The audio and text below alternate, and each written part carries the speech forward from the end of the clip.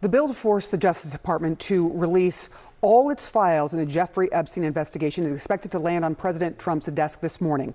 He said he will sign it. He hasn't said exactly when. What we do know is that this is a stunning reversal for the party and the president, who had tried to block the release for months. For survivors of Epstein's abuse, who have fought for years for justice, this is an enormous victory. Still, there is skepticism about what happens after the president puts pen to paper to make the files.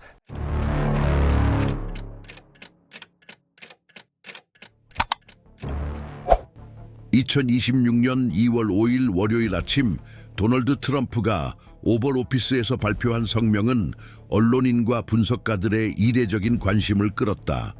일반적인 기자회견이 될 예정이었던 이 자리는 예외적인 사건으로 변모했다. 대통령은 사전 예고 없이 연단을 이용해 에프스틴 관련 문서, 사흘 전 법무부가 부분적으로 공개한 자료들에 대해 직접 논평하기로 결정한 것이다. 공개된 300만 건이라는 어마어마한 양의 문서들은 이후 많은 이들이 혼란스러운 서사 통제 시도라고 묘사할 사건의 배경이 되었다. 트럼프는 즉흥적으로 이 기회를 이용해 자신이 완전히 무관하다고 주장했으며, 해당 파일들은 빌 클린턴, 빌 게이츠 등 다른 인물들만 관련되어 있다고 말했고, 실제로는 에프피니 작가 마이클 울프와 함께 자신에 대한 음모를 꾸몄다고 주장했다.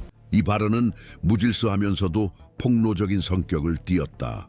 20분도 차에 되지 않는 시간 동안 트럼프는 무죄 주장, 일반적인 비난, 주제의 전환, 그리고 그래미 시상식 진행자이자 트럼프와 에프스타인의 섬을 소재로 농담을 했던 트레버 노아 같은 공인들을 조롱하려는 시도 사이를 오갔다. 연설 중 그는 노아를 경량급이라고 부르며 소송을 제기할 의사가 있음을 암시했고, 나는 그 섬에 가본 적이 없다고 단호히 말했다. 그러나 연설의 어조는 공개된 자료와 일치하지 않았다. 이미 공개된 300만 건의 문서만 해도 도널드 트럼프의 이름은 3만 8천 번 등장한다. 직접 언급된 문서는 5천 건에 달하며 그중 상당수는 여행, 만남, 대화, 비행 기록, 메시지 교환 등을 언급하고 있다. 오벌 오피스에서의 이 사건은 곧 기자회견의 범위를 넘어섰다. 워싱턴의 정치 법률계에서는 소용돌이치는 반응, 신중한 움직임, 그리고 무엇보다도 제도적 표준을 벗어난 무언가가 벌어지고 있다는 분명한 인식이 관찰됐다. 트럼프는 작가 마이클 울프를 에프스틴과의 음모의 일환으로, 그가 선거에서 지게 만들려는 인물로 언급했다. 이에 대한 증거는 제시되지 않았다. 스티브 배넌에 대한 언급은 한편으로 불안정한 지형 속에서 동맹을 재확인하려는 공개적 시도로 들렸다. 트럼프는 예기치 않게 전 전략가를 언급하며 그가 매우 좋은 사람인데 부당하게 대우받았다고 말했는데, 에프스틴 사건 관련 문서들에는 배넌이 에프스틴이 체포되기 몇 달 전부터 그와 이메일을 주고받았다는 내용이 나와 있었다. 기록에 따르면 2019년 4월 배넌은 에프스틴에게 공개적 이미지를 재건하기 위한 전략을 제안하며 성매매 혐의에서 벗어나 오해받는 자선가 같은 입장을 취할 것을 권유했다. 이 사실은 비록 몇 달 전부터 뒷담화에서 언급되긴 했지만 트럼프 자신이 이를 공개적으로 언급했기 때문에 새로운 주목을 받게 되었다. 트럼프는 문서에 등장하는 인물들과 거리를 두기보다는 오히려 그들과의 관계를 재확인하는 선택을 했는데, 이는 아마도 자신의 힘과 통제력을 과시하려는 시도였을 것이다. 그러나 그 효과는 정반대였다.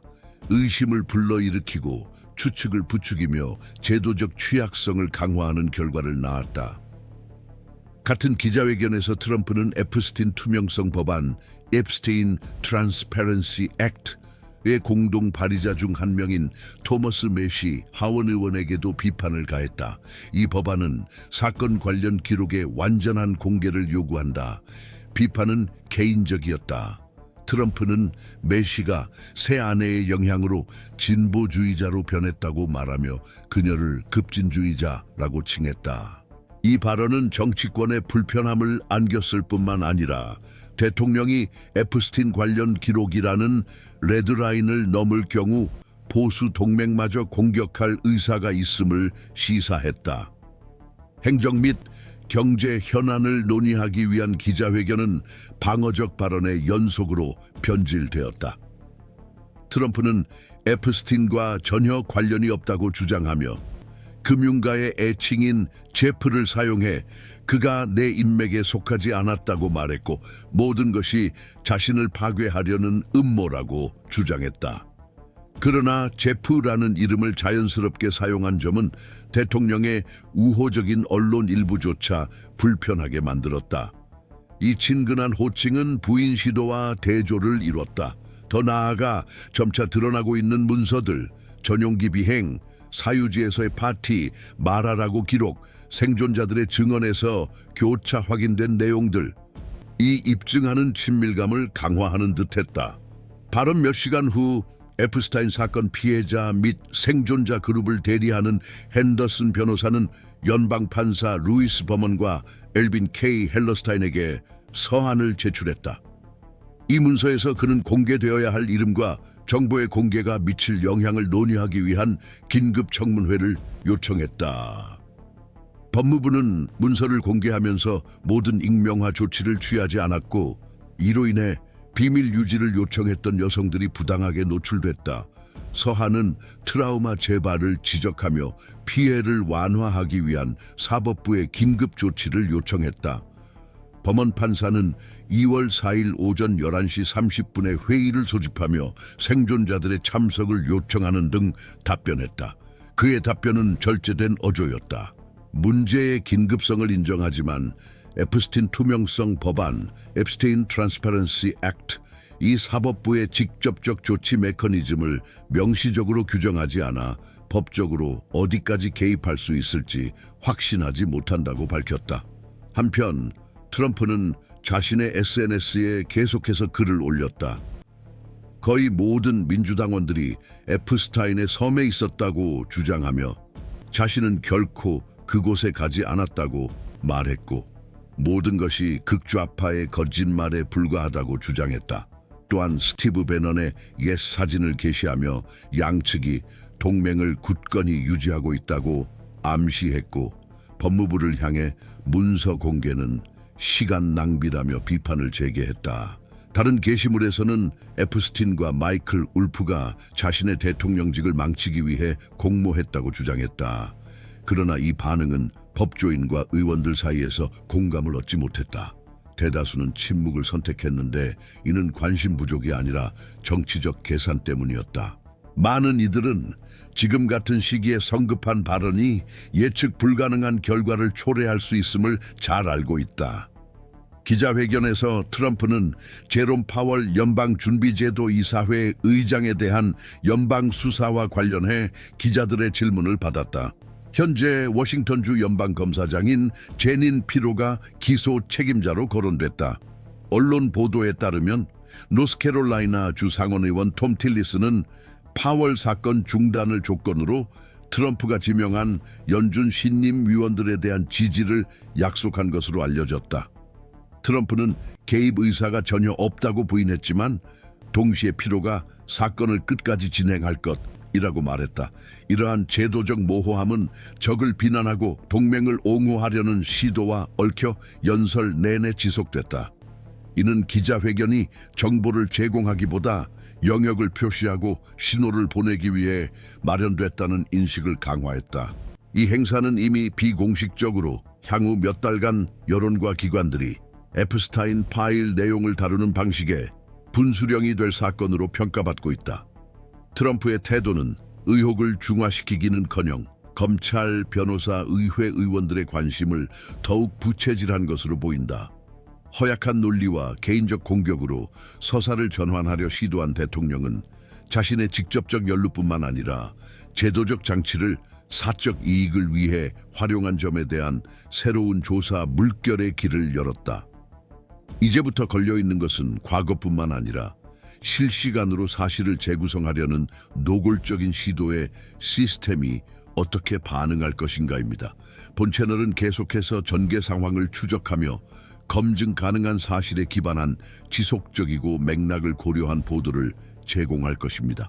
이러한 분석을 소중히 여기신다면 아직 결말이 나지 않은 이 이야기의 다음 단계에서도 저희와 함께해 주시길 바랍니다.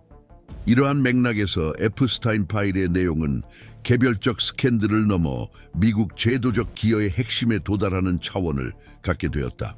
법무부부터 연방판사, 의회 의원들에 이르기까지 다양한 기관의 개입은 공개적 논쟁 뒤에 투명성, 책임성, 권력 분립의 유지라는 국가의 역할에 대한 더 깊은 논쟁이 존재함을 보여준다.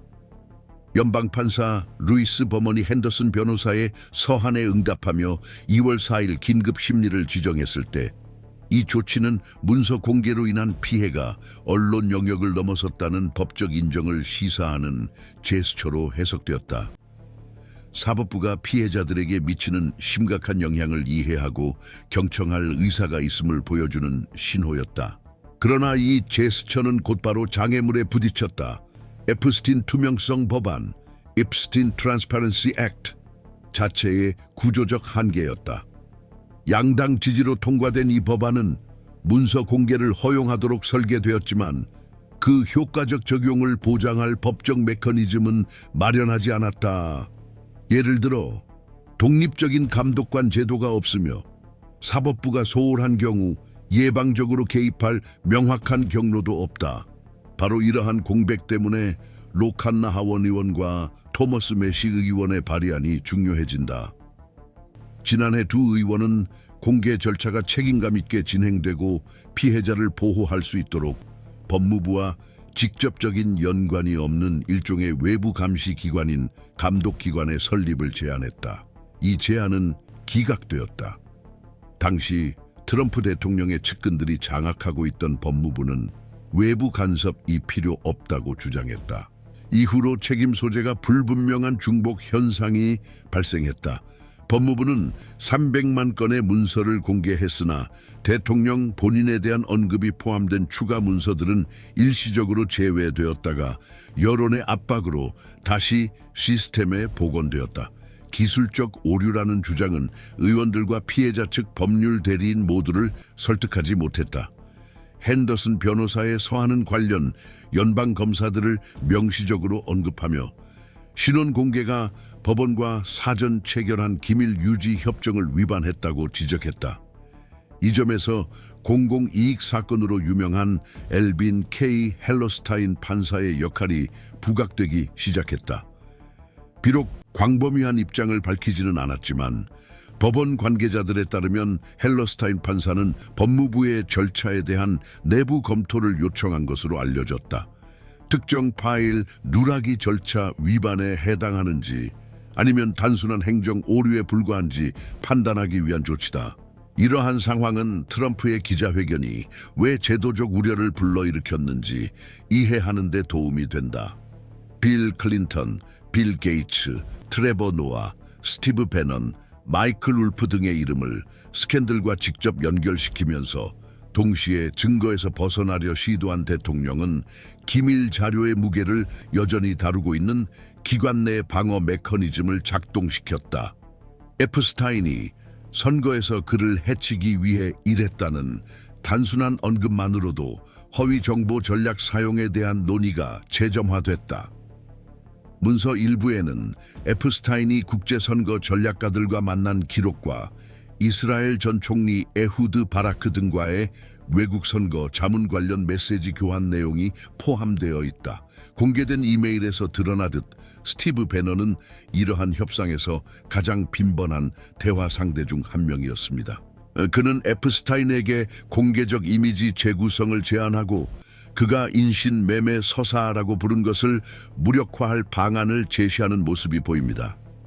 상원 의원들과 디지털 환경 자체의 압박을 받은 법무부는 문서 공개 방식에 대한 내부 검토를 시작했다. 법무부 내부 소식통들은 익명을 조건으로 새로운 문서 묶음이 공개 준비 중이지만 허용되는 공개 범위에 대해 기술적 법적 난관이 존재한다고 전했다.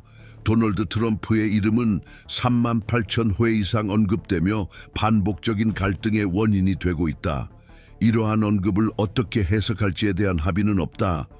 친밀함의 지표로, 상황적 기록으로, 아니면 더 깊은 의미로. 현재로서는 데이터가 방대하고 다중적이며 수십 년에 걸쳐 존재한다는 점만 알려져 있다. 따라서 조사 기자와 법률 분석가의 역할이 점점 더 중요해지고 있다. 단순히 사실을 보도하는 것이 아니라 정보의 겹겹을 정리하고 성급한 결론을 피하는 것이다. 의회에서는 민주당 의원들이 논쟁을 당파적 전쟁으로 변질시켜 피해자와 그들의 법적 대리인의 노력을 훼손하지 않도록 문서의 정치화를 피하고 있다. 반면 공화당 진영에서는 뚜렷한 분열이 존재한다.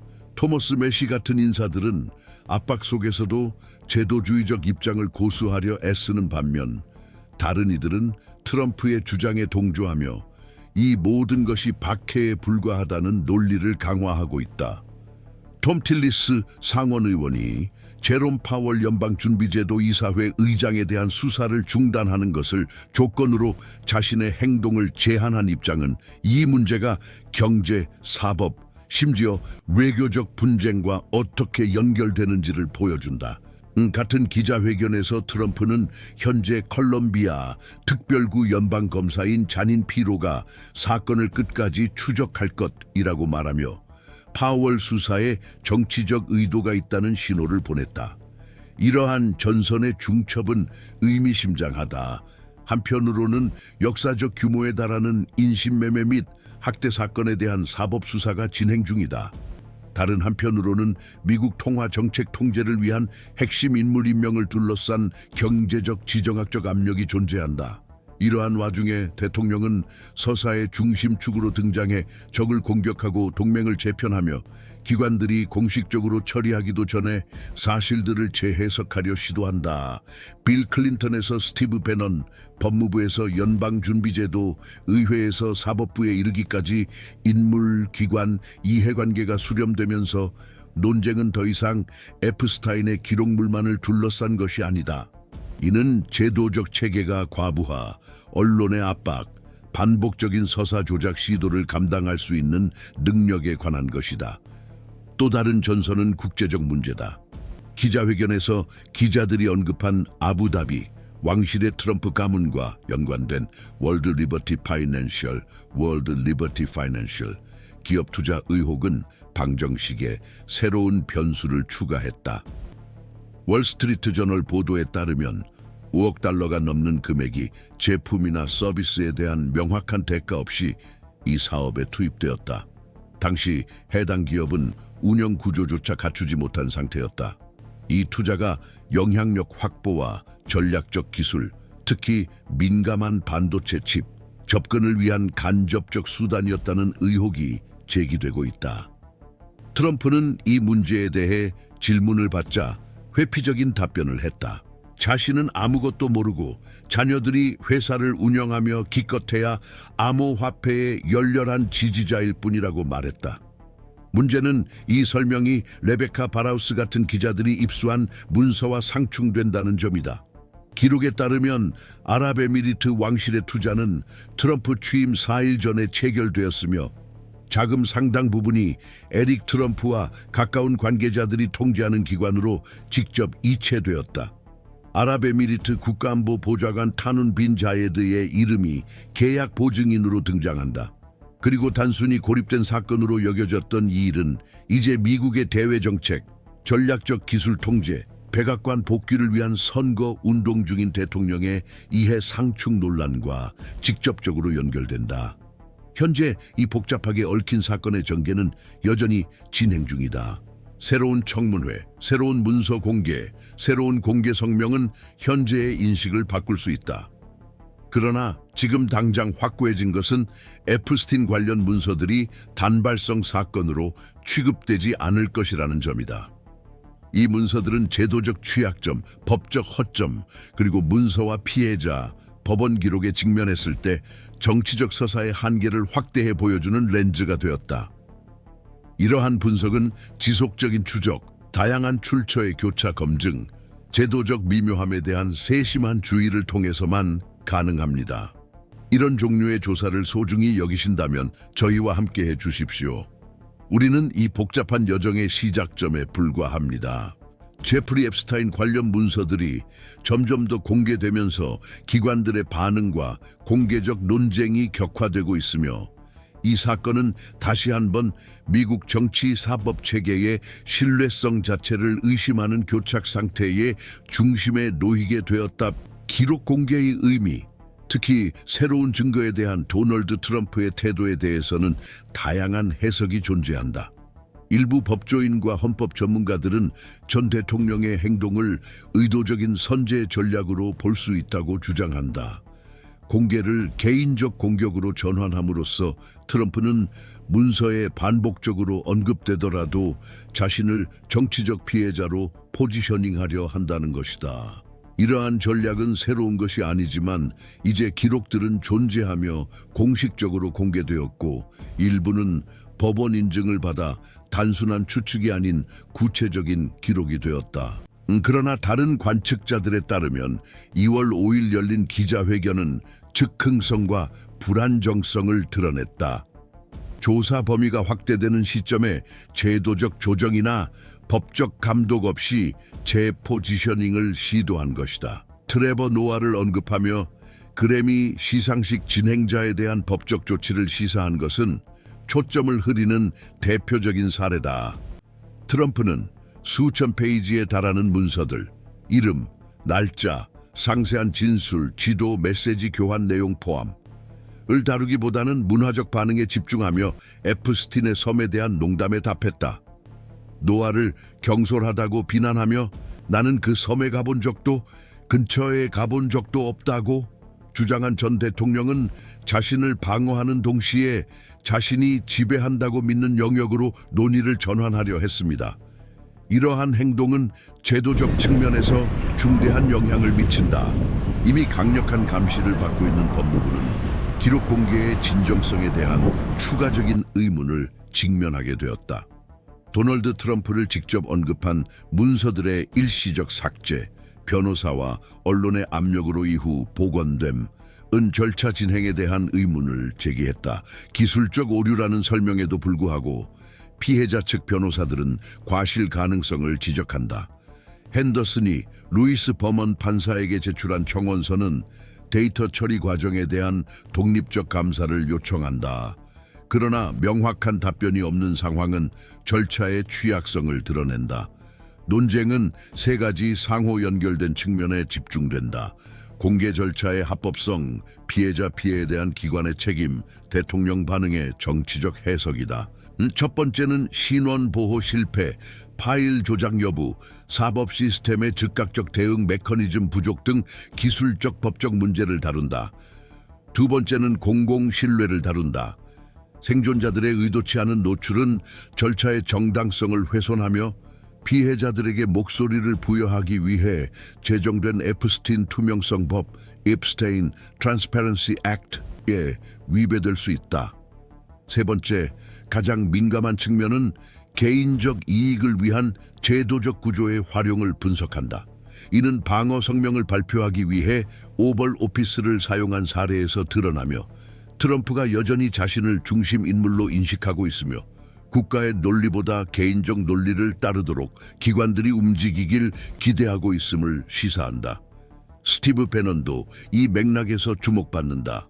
2019년 4월 배넌과 에프스타인 사이에서 오간 이메일은 인신매매에 대한 서사를 해체하고 자선가로서의 평판을 회복한다는 언급과 함께 공공 이미지 재건 노력을 드러낸다. 트럼프가 기자회견에서 배넌을 언급하며 그가 부당하게 대우받았다고 주장한 것은 동맹에 대한 방어뿐 아니라 전략적 의사소통의 친밀감을 강화한 것이다. 이제 문서화된 이 연결고리는 기관 및 국제적 관심을 끌고 있다. 이스라엘 전 총리 에후드 바락이 외국 정부와의 전략적 연계와 관련해 기록에 등장하며 배넌을 더 넓은 네트워크 내 운영적 연결고리로 위치시킨다. 이러한 관계의 깊이에 대해서는 아직 합의가 이루어지지 않았지만 축적된 증거만으로도 새로운 입법 조치와 참재적 법적 소송을 정당화하기에 충분하다. 의회는 독립감독기관 설립을 위한 로칸나와 토마스 메시의 제안을 재검토할 예정이다. 감독위원회에 가까운 의원들은 비공식적으로 이 문제가 다시 의제에 오를 수 있음을 시사했다. 공화당 내에서도 실제 피해자가 연루된 스캔들을 정치적으로 이용하는 것에 대한 비판의 목소리가 나오고 있다. 사건을 정상화하려는 시도와 문서의 중대성 사이의 긴장이 고조되고 있으며 확고한 제도적 리더십이 부재한 가운데 사법부가 중대한 결정을 내려야 할 가능성이 커지고 있다. 사법부도 그 영향에서 벗어나지 못한다. 폭스 뉴스와 연계된 워싱턴 DC 지방 검사인 제닌 피로 자닌 필로에 대한 언급은 제롬 파웰 연방준비제도이사회 Fed 의장에 대한 수사의 자율성을 의문시했다. 트럼프는 피로에게 사건을 끝까지 진행하라고 제안하며 공개적으로 한 검사가 자신의 주장에 따라 행동하도록 압박했다. 톰 틸리스 상원 의원이 지지하는 파월 의장에 대한 고발은 법적 정치적 차원을 모두 포함한다. 틸리스 의원은 조사가 완료될 때까지 트럼프 대통령이 지명한 연방준비제도 이사회 후보자들을 지지하지 않겠다고 밝혔다. 입법부와 행정부 간의 이러한 협상은 실질적인 제도적 위험을 초래하며 권력 간의 견제와 균형을 상호 압박으로 대체할 수 있다. 국제적으로는 새로운 폭로가 이해 상충과 국가 안보에 대한 논쟁을 재점화하고 있다. 아부다비 왕실은 트럼프 가문과 연관된 기업인 월드 리버티 파이낸셜에 5억 달러 이상을 투자해 전략적 기술 접근과 금융 거래에 대한 의문을 제기했다. 월스트리트 저널에 따르면 이 투자는 도널드 트럼프 취임 4일 전에 이루어졌으며 에릭 트럼프가 통제하는 기관에 1억 7천만 달러 이상이 이전되었고 명확한 상업적 대가 없이 에미리트가 민감한 반도체 칩에 접근할 수 있게 했으며 이는 이전 행정부에서는 전례가 없는 일이었다. 트럼프는 이에 대해 자신은 몰랐다고 주장하며 결정은 아들들에게 맡겼다고 말했고 암호화폐에 대한 열의를 표했지만 전문가들은 이것이 책임을 면제해주지 않는다고 본다. 이 사건은 에프스타인 스캔들을 뛰어넘는다.